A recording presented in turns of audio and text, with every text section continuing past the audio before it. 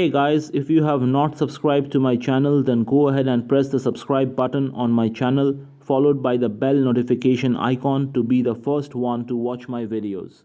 Hey guys, how are you all doing? This is Abhilaas here. I'm back with another video today. And guys, as we all know, like Intel has recently launched their 8th generation desktop CPUs called the Coffee Lake processors. And today I will be talking about whether or not Intel's 8th generation desktop processors really lives up to its name. So this is Abhilash guys. Without any further ado, let's jump into the topic. So guys, as we all have seen last month, like Intel has gone ahead and released their 8th generation desktop CPUs, and they have done literally a lot of improvements in their CPU lineup this year. If I talk about the processors that were available till the 7th generation, they did not make much of a difference. You see that starting from the 1st generation CPUs till the 7th generation CPUs, there were not much of a difference. Everything was the same, like i3 was a normal dual core processor with hyper-threading, i5 was a quad core processor with no hyper-threading, and i7 was a quad core processor with hyper-threading. So that was pretty much their lineup till the 7th generation CPUs. Every year Intel used to go ahead and say like you will get 25% or 30% of performance boost over the last year's processor. That was what Intel used to say till the 7th generation. But this year if I talk about, Intel has gone ahead and made a lot of differences, lot of changes in their lineup. Now before I go into the topic, let me inform you guys that if you guys are planning to make a desktop right now, be aware that the changes are not applicable to the Pentium processors or the Celeron processors. So if you are buying any of those, they remains the same.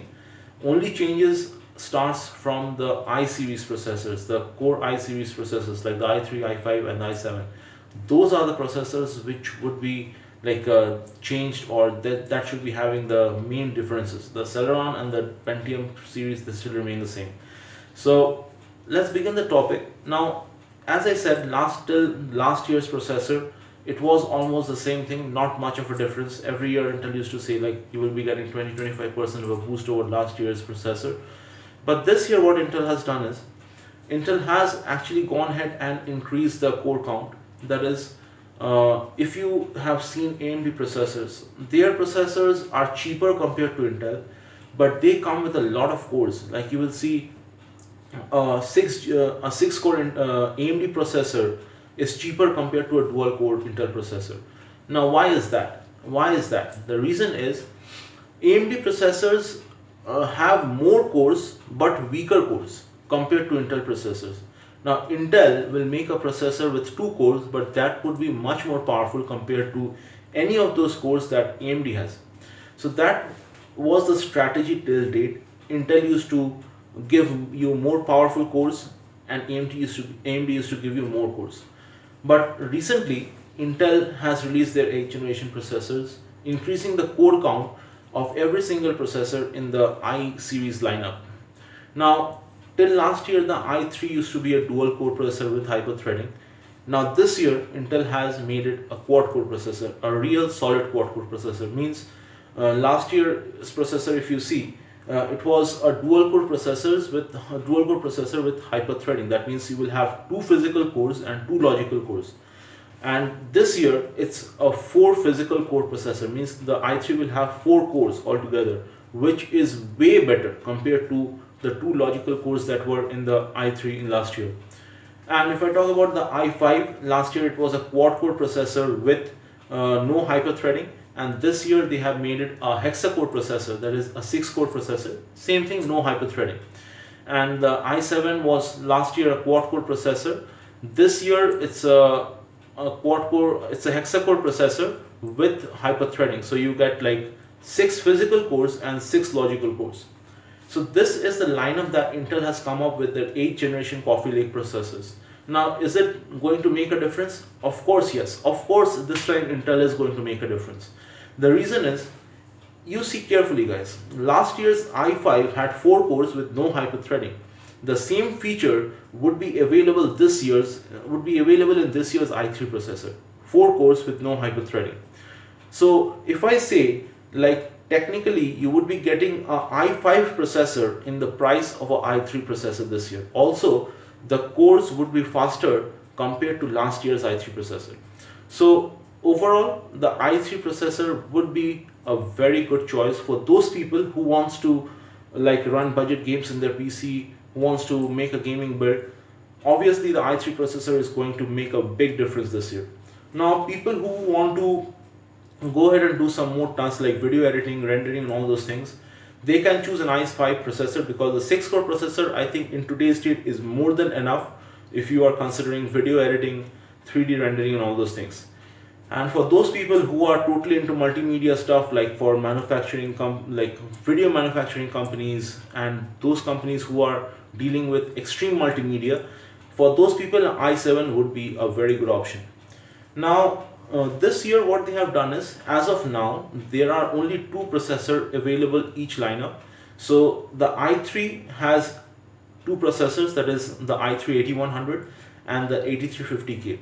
Now this K stand for the processors which are overclockable. So the i3 8350K is an overclockable chip. So if you have an overclocking motherboard, you can use it and overclock the i3. But the 8100 is just a normal i3 processor. Same with the i5, you have two units. One is the i5 8400 normal processor, and the other one is the i5 8600K. You can overclock that chip. And the i7 8700 and the 8750K. So that's sorry, 8700K. So that's pretty much the lineup of Intel. Now what Intel says is, if you are using an i7 processor, the i7 8700K, if you're using that particular processor, that would give you the best gaming performance till date. They are claiming that there is no other processor in the market that can go ahead and beat the i7 8700K as of now. So I won't be able to say whether that's true or not, because as of now, people in India, they don't have that processor, because as you guys all know, like in India, these things like the computer hardware, motherboards, processors, they are available a little late compared to their global release. So once it comes into India, we will be seeing whether that's actually true or not. So they are saying like the i7 8700K would be giving you much better gaming performance compared to any other processor in the market till date. So we will see that. Apart from that, if I talk about the pricing, this year's pricing has been, I think it's a very good choice with the pricing that Intel has come up with. Like you can get the base variant of the i3, that is the 8100 for only $117. Now when it's available in India, obviously the price would be increasing because there would be custom duty and taxes, everything. So that is the price that i3 8100 is, $117. The i5 8400 would be priced at $182. That is the base variant. And we don't have the pricing for the i7 8700, but the pricing for the i7 8700K would be $359. So overall, I think the pricing is not bad compared to the specifications what you are getting for these processors. Now, as far as the chipset is concerned, as of now, we don't have those budget B series chipset or the A series chipset as of now. Right now, the Z series chipset is available only from a few manufacturers like EVGA and all. They are making the Z series chipset, and the chipset that these processors will require is the Z370 chipset. Now, one con that I found about these processors are, Intel used to do it a few years back, then they stopped this, and again I think they have started this. If you see like those first generation chipsets that Intel had, and if you say you have a first generation processor, you can't literally go ahead and use the processor on a second generation board, second generation motherboard, because the chipset would be totally different and you will need a compatible processor for that. This thing stopped when they released their 5th generation processor.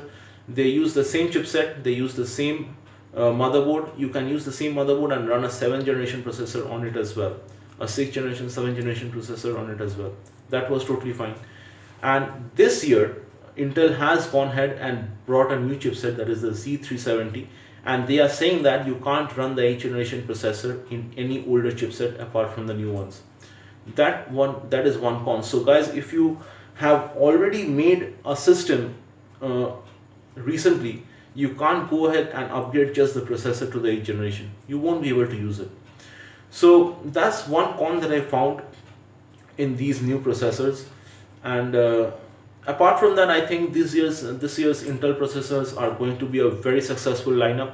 because a quad-core i3 is obviously a very good option for budget gamers who don't have that amount of money to spend on computers. They can go for an i3 and start gaming in their computer.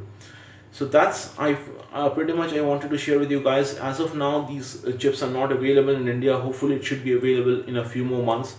I am planning to buy one of these chip hopefully next year when they are available, and hopefully we'll be making a system as well.